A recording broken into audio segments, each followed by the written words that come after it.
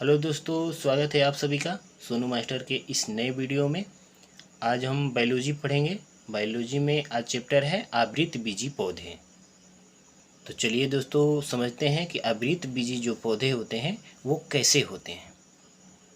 तो दोस्तों आवृतबीजी पौधे ऐसे होते हैं जिनमें पुष्प पाए जाते हैं। चलिए मैं यहाँ पे लिख दिया हूँ कि आवृतबीजी पौधे ऐसे होते हैं जिनमें पुष्प पाए जाते हैं।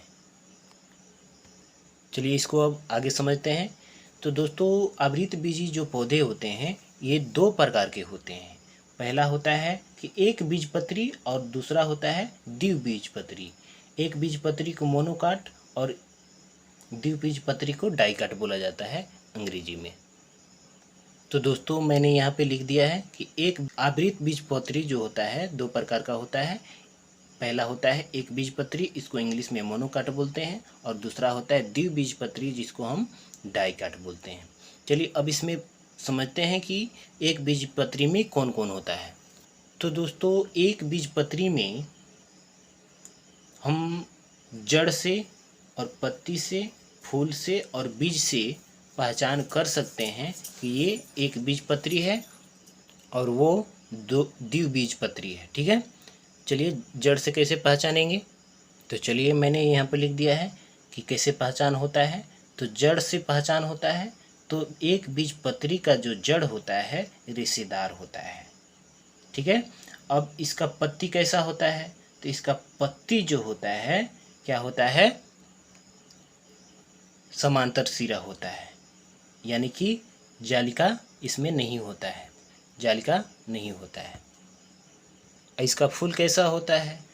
तो इसका फूल होता है 3 या 3 के गुणांक होता है। ठीक है, 3 या 3 के गुणांक होता है। और इसका बीज कैसा होता है। तो इसका बीज जो होता है कि 2 बराबर भागों में नहीं बंट सकता है। ठीक है, अब चलिए द्विबीजपत्री में पहचानते हैं कि इसका जड़ जो होता है कैसा होता है। तो इसका जड़ जो होता है मूसला जड़ होता है। क्या होता है, मूसला जड़ होता है।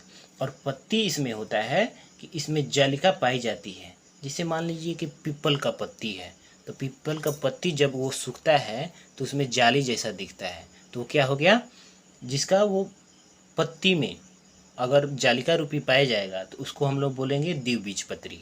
ठीक है, अब इसका फूल कैसा होता है। तो फूल जो होता है 4 या 5 के गुणांक होता है। ठीक है, जैसे उड़हुल फूल है उसमें देखिएगा कि ऐसे ऐसे जो होता है ऐसे ऐसे वो 4-5 होगा। ठीक है, और इसका बीज कैसा होता है। तो बीज जो होता है 2 बराबर भागों में बट जाएगा। तो 2 बराबर भागों में बटने वाला बीज जो है चना है, मंसूर है, मूंगफली है, ये सब जो है 2 बराबर भागों में बट जाते हैं।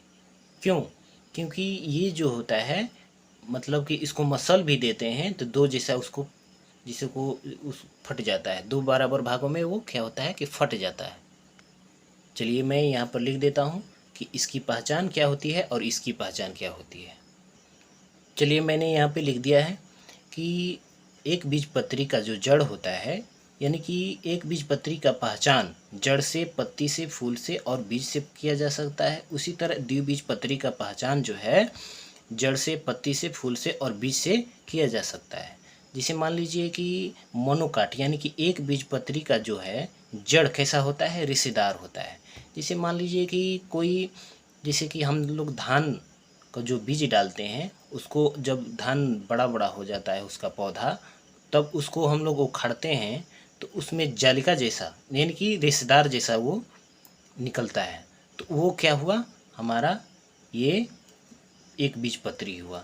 जैसे टमाटर है, टमाटर को अगर कबारते उसको उखाड़ते हैं तो वो रेशेदार जैसा निकलता है, तो वो क्या हो गया, एक बीजपत्री हुआ। ठीक है, और जैसे मान लीजिए कि आलू है, अब उसको उखाड़ते हैं तो उसका जड़ कैसा निकलता है, रेशेदार निकलता है, तो वो क्या हो गया, एक बीजपत्री हुआ। ठीक है, अब तो समझ में आ रहा है।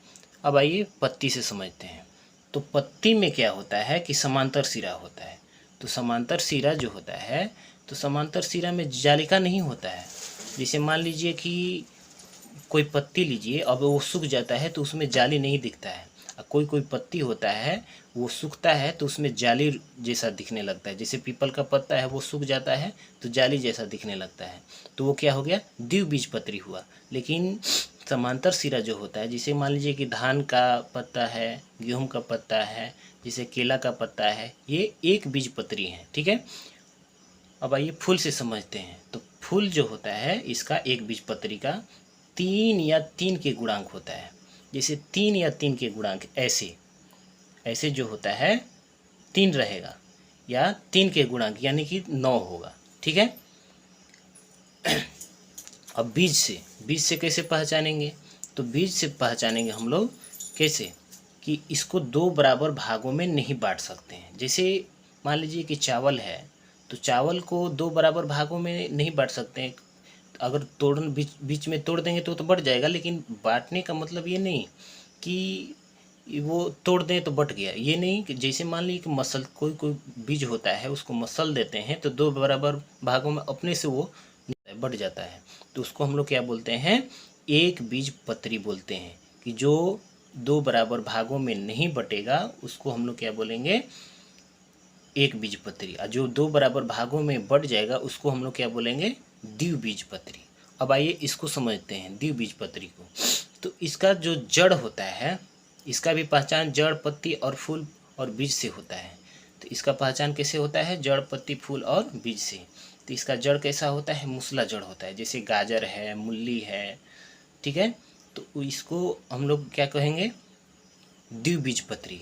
अब पत्ती में, तो पत्ती में तो बताइए कि जलिका रूपी, तो जलिका रूपी तो पीपल है, और जो भी जिसका जलिका होती है पत्ती, वो उसको हम लोग क्या बोलेंगे, द्विबीजपत्री बोलेंगे। अब फूल में इसका होता है कि 4 या 5 होगा।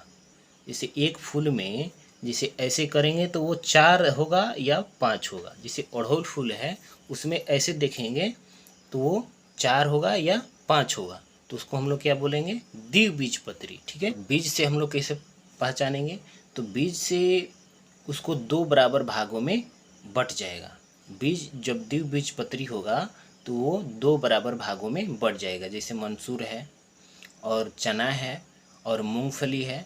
अब इसको थोड़ा सा अगर हाथ पर मसल देते हैं तो वो 2 बराबर भागों में बढ़ जाता है, तो हम लोग उसको क्या बोलेंगे, द्विबीजपत्री। ठीक है, चलिए हमारा ये वीडियो कैसा लगा आप लोग कमेंट बॉक्स में ज़रूर लिखिएगा और सब्सक्राइब भी कर लीजिएगा।